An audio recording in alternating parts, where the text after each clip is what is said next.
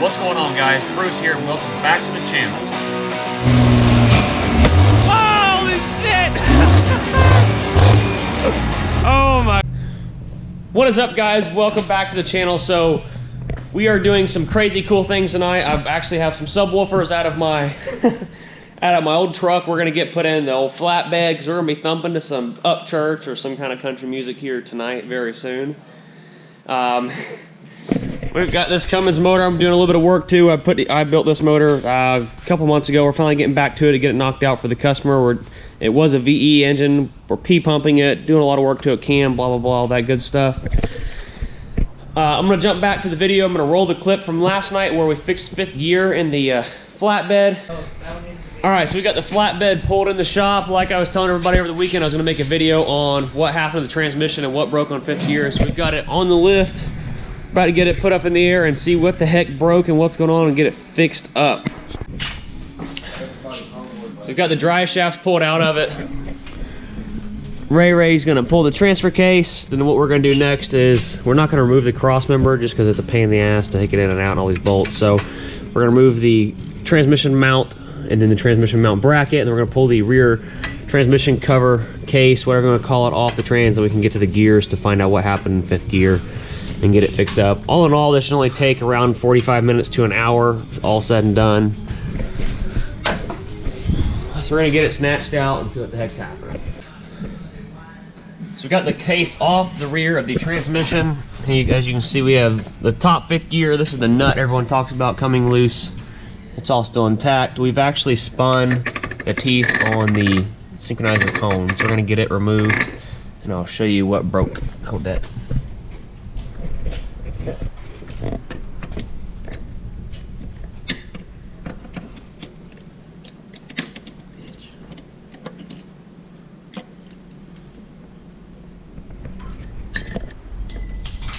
Yep. It hit the ground. Yep, it's a good sound. Forever. Let me just get her off here. That poof be gone.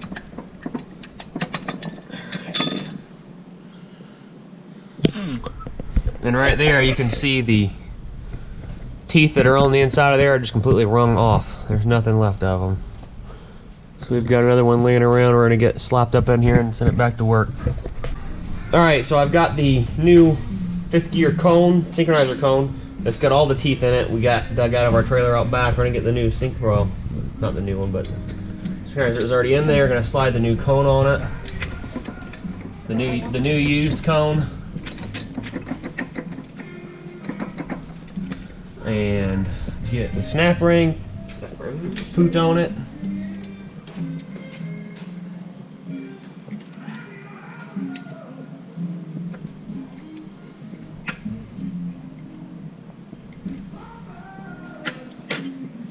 Like so. Now she's fixed.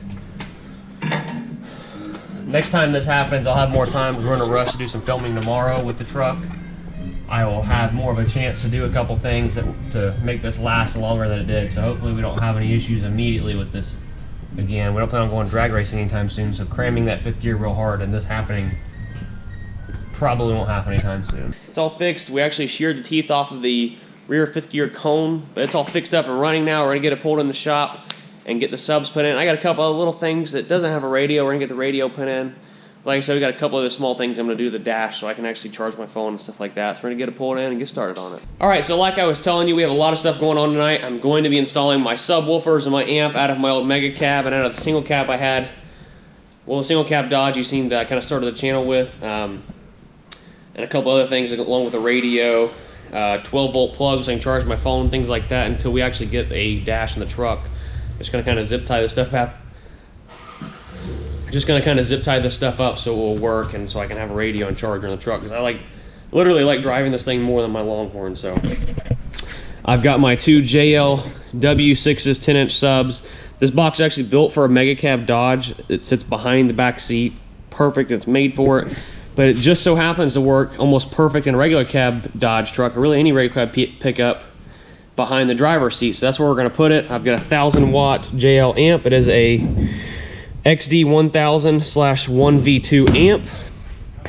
We've got our speaker wire. I did pick up kind of a shitty cheap wiring kit. I'm not too concerned about that, and along with a cheap radio. Not looking to spend a bunch of money on the flatbed right now. Drag racing season's coming up, so I've got to be focused on spending money and saving money for that. Along with the adapter kit, some wiring, and my 12-volt power outlet will wire in. And you cannot get far or do anything with a farm truck or the country boy lifestyle without some gosh dang black ice. We've got our black ice little trees to hang up in this bad boy.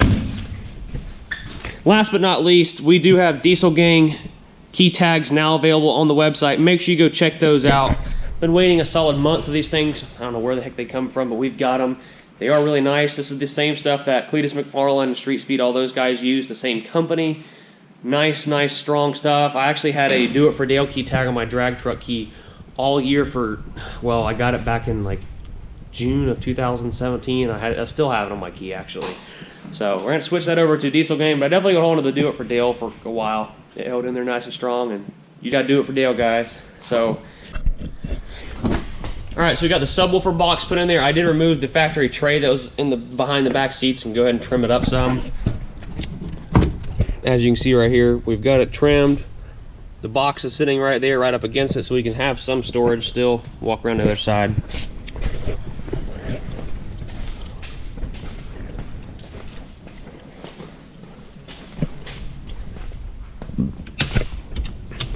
And they sit right in there nice and snug, like they should. They aren't gonna go anywhere.